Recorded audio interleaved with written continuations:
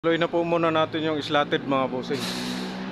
Dumating na yung tornilyo, kaso lang 150 peraso lang. So baka isa lang yung magagawa namin. Ang order ko kasi 500 eh. Apat na perasong divider na slotted. So yan, ang tagal po dumating, tapos 150 lang ang dumating. Ilang buwan na yan lumipas. So yan po mga bossing. Gagatlaan lang po natin yung slotted angle bar mga bossing, para ilagay po natin doon sa sentrohan po natin yan. Yan po. Yan. Medyo mahaba po kasi lalagyan daw natin ng sentro, sabi ni Foreman, kasi baka hindi kakayanin. Kasi mga halimbawa kung dextrose ilalagay, yung mga bote-bote, baka hindi daw po kakayanin, kaya lalagyan po natin pang sentro. So ito, gagatlaan lang po natin mga bossing, hindi po natin puputulin. Okay.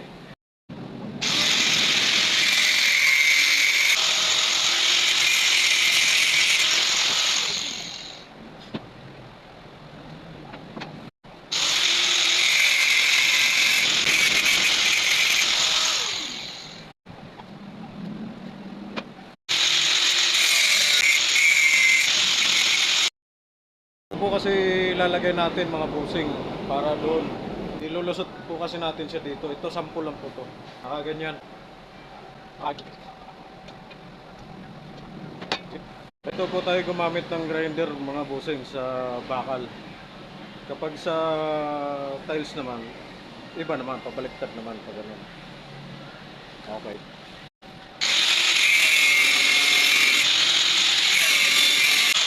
Kagandahan po kasi nito mga bossing, pag ganito yung hawak nyo sa pagputol ng bakal, kung sakaling umipit man siya dito, ang tapon yan papunta po ron, hindi yung papunta rito yan. Kaya para sa akin, mas mainam po itong ganito paghawak ng grinder pag nagputol kayo ng bakal. Sa bakal lang po, ganito.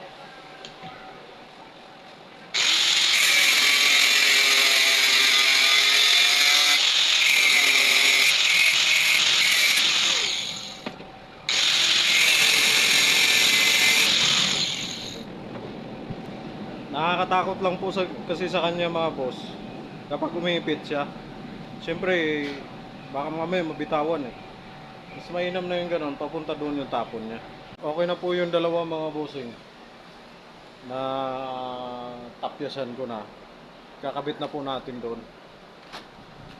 Yan. Diyan po natin ikakabit. Okay.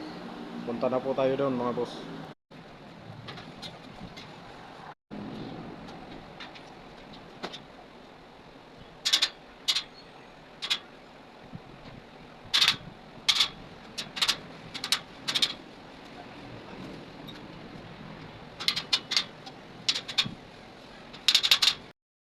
Natin ng tornilyo mga bossing.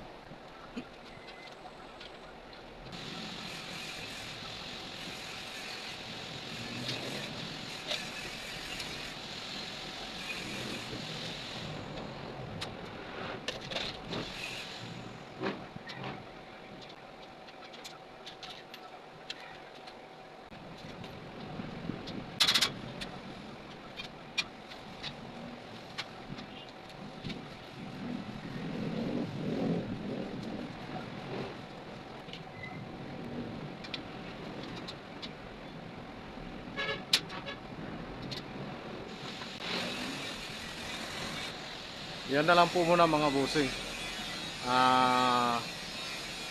Plywood na lang kulang nito eh. Siyempre, dagdagan ko na lang po yung mga tornilyo niyan. Tapos plywood na. Tatabas muna ako ng pang plywood niya mga bossing. Muna tayo ng plywood mga bossing. Yung isang buong plywood na yan, hahatiin lang po natin. Ilalagay po natin yan doon sa slotted. Yung ginagawa ko pong slotted yan po. Yan.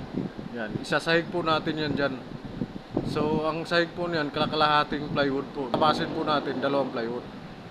So balik po tayo dito mga bossing. Tatabas po tayo.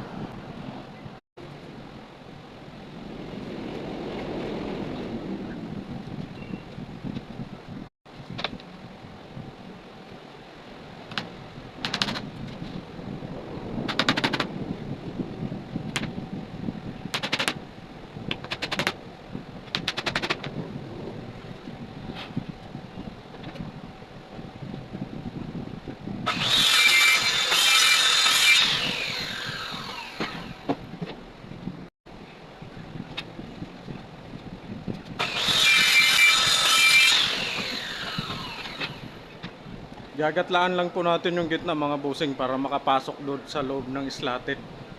Kasi meron po tayong panggitnang slatted eh. Ganun lang po.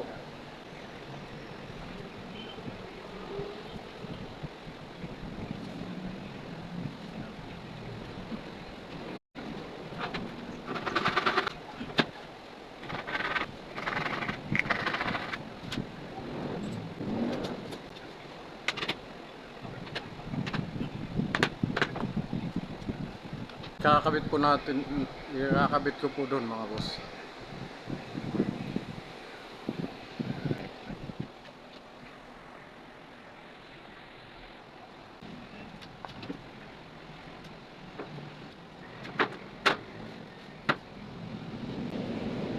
Dalawa na lang mga bossing dito, tsaka sa baba, sa taas meron na.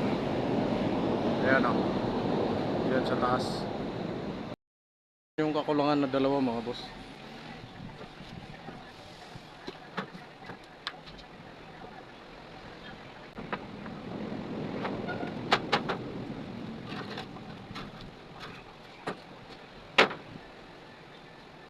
Okay na po mga bossing, nakaisa na po tayo.